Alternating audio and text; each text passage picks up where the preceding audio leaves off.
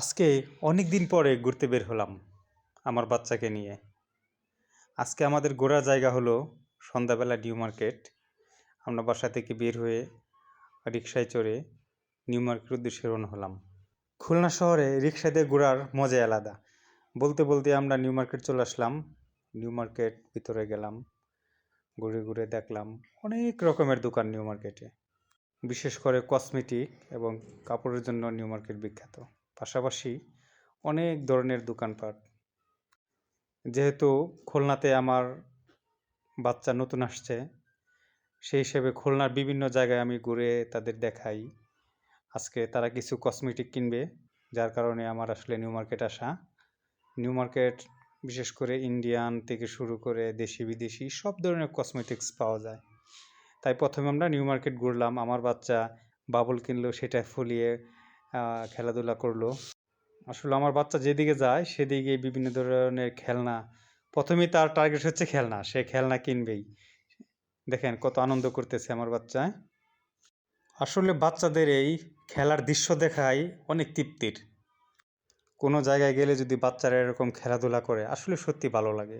তারপর আমরা নিউ মার্কেটের বিভিন্ন পয়েন্ট, বিভিন্ন দোকান ঘুরে ঘুরে দেখলাম, কেনাকাটা করলাম। প্রচুর মানুষ, বিশেষ করে এখানে তরুণ তরুণীরা সন্ধ্যা হলেই জায়গায় জায়গায় চলে আসে আড্ডা দেওয়ার জন্য। আমরা নিউ মার্কেট ঘুরে আমরা নিউ মার্কেট বাইরে চলে আসলাম। প্রচুর ভিড় থাকে সবসময় এখানে, বিশেষ করে যারা ভ্রমণ পিয়াসী বা বিভিন্ন ধরনের আড্ডা দেওয়ার মানুষ এখানে বেশি আসে। আরেকটি বিষয় হচ্ছে নিউ মার্কেট আসলে মানুষ আসেই মূলত নিউ মার্কেটের বাইরের খাবার খাওয়ার জন্য। আমরাও সেদিকে গেলাম, যেদিকে নিউ মার্কেটে ফুটপাতে বিভিন্ন ধরনের ফাস্ট ফুড বিক্রি হয়, সেখানেও আমরা গেলাম। প্রথমে আমরা বিভিন্ন দোকানে গেলাম, চয়েস করলাম। আমার বাচ্চার চয়েস মতো এই সব কিছু কিনতে হয়। আমার বাচ্চাকে জিজ্ঞেস করি, আব্বু তুমি কি খাইবা?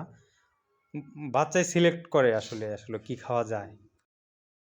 ওর কথায় প্রাধান্য দিয়ে পিৎজা কিনলাম। সামনে পিৎজা ডাইন থেকে আমরা আসলে পিৎজা নিলাম। আমার বাবু আসলে খায় না, ওনা আসলে কিনে শুধু, ওখানেও খাবে না, প্যাকেট করে হাতে রাখবে আর কি।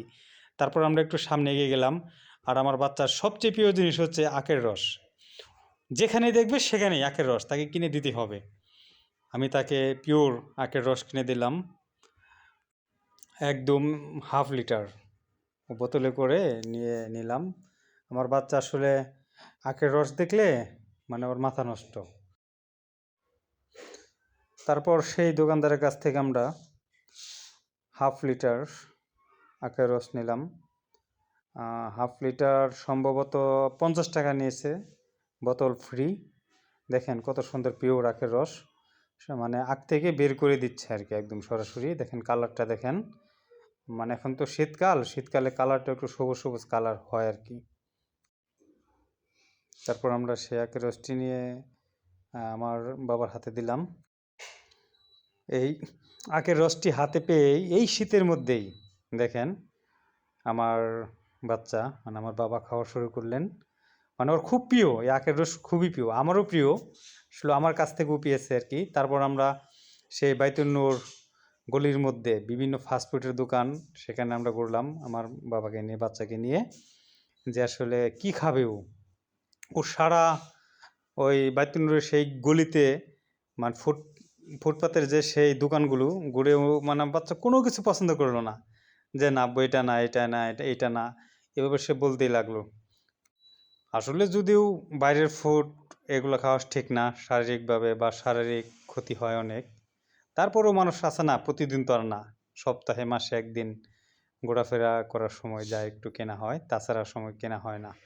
সর্বশেষ আমার বাচ্চা চয়েস করলো আর কি, তার চয়েস ছিল মানে আইসক্রিম খাবে। নিউ মার্কেটে আসলে শীতের মধ্যে আইসক্রিম পাওয়াটা কঠিন। তারপর আমরা খুঁজতে খুঁজতে আসলে একটি দোকান পেলাম, যেখানে আসলে আইসক্রিম না, মানে বিভিন্ন ক্রিম টিম দিয়ে মানে এক ধরনের মানে খাবার তৈরি করে, সেটাকে বললাম বা এটাই তো আইসক্রিম।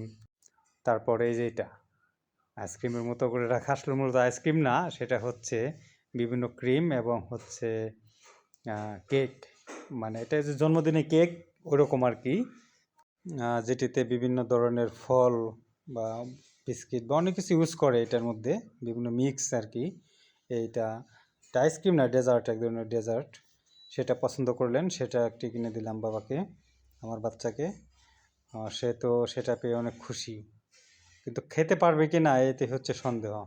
তারপর আমাদের ঘোরাফেরা শেষে, কেনাকাটা শেষে আমরা একটি রিক্সা নিলাম। ওই রিক্সায় চড়ে আমরা বাড়ির উদ্দেশ্যে রওনা দিলাম। তবে সন্ধ্যাবেলায় মানে আমার কিন্তু খুলনা শহরের সবচেয়ে ভালো লাগে সন্ধ্যাবেলায় এই রিক্সায় ওঠা। কিন্তু মজার ব্যাপার হলো, খুলনা শহরে ওই দিন এত পরিমাণ জ্যাম, দেখেন রাস্তার মধ্যে আসলে প্রচুর অটো রিক্সা, নর্মাল রিক্সা, মোটর সাইকেল, মানুষ প্রচুর। যার কারণে অনেক জ্যামের মধ্যে আমরা আসলে বসেছিলাম। আস্তে আস্তে আমাদের রিক্সা এগিয়ে যাচ্ছে অটোর পিছনে। এভাবে আমাদের মনে হয় আধা ঘন্টা লেগেছে ওখান থেকে বের হতে। তারপর আমরা আসলে মূল রাস্তায় চলে আসলাম, যেখানে আসলে একটু জ্যাম কম আর কি।